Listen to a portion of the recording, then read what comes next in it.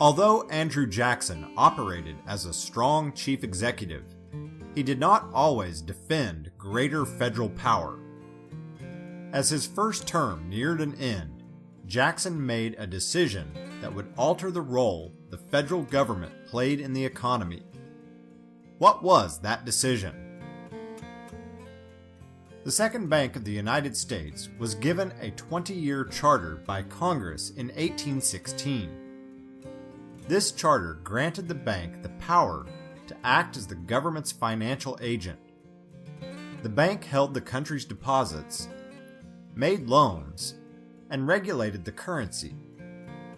The bank also transferred federal funds between states, issued banknotes, and handled payments and receipts for the U.S. government.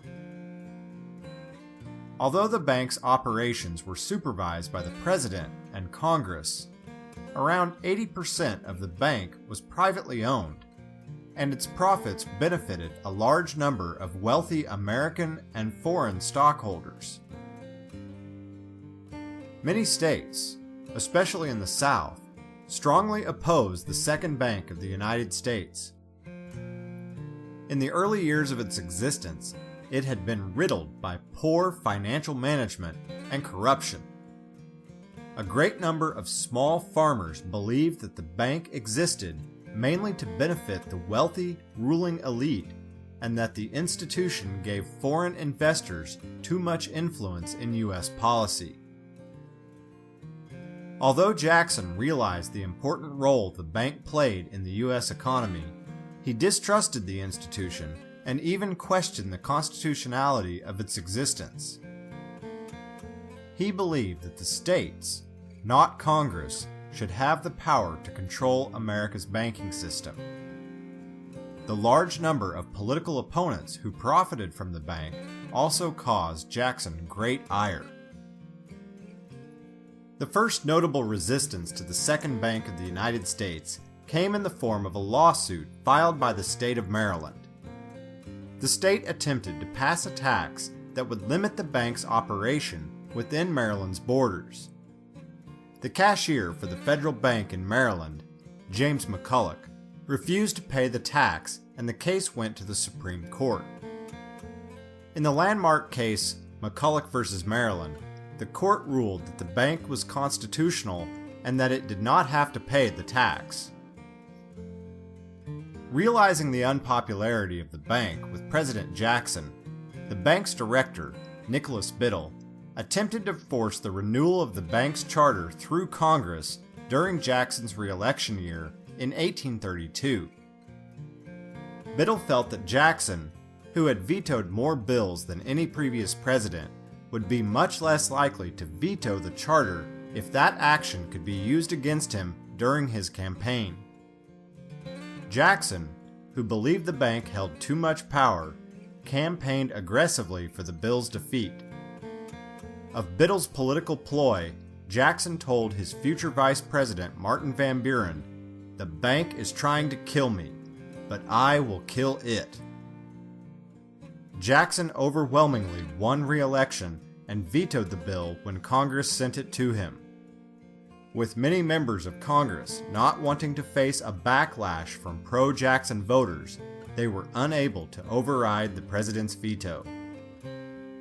Jackson, true to his character, determined to destroy the bank before its charter expired in 1836. Jackson ordered most of the U.S. government's funds to be moved out of the bank and into state banks, which his political opponents dubbed pet banks. With the new flow of money into the smaller banks, a large number of them used the funds to offer loans to people who hoped to purchase land in the West. The tactic led to massive land grabs on the American frontier, but it also caused rapid inflation. In the final year of his presidency, Jackson attempted to slow this inflation. He issued the Specie Circular, an executive order which required payment for government land to be in gold and silver rather than paper state banknotes. The action did little to help the ailing economy, but but Jackson remained popular. Despite his widespread support, he chose not to run for re-election in 1836. The Democrats nominated Vice President Martin Van Buren in hopes of maintaining control of the White House. With Jackson's backing, Van Buren easily won the election.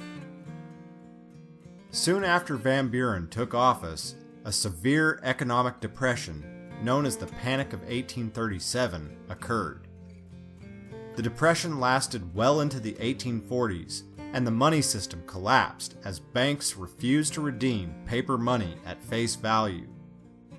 Nearly half of the banks in the United States closed. Unemployment reached 25% in many cities, and large numbers of businesses failed.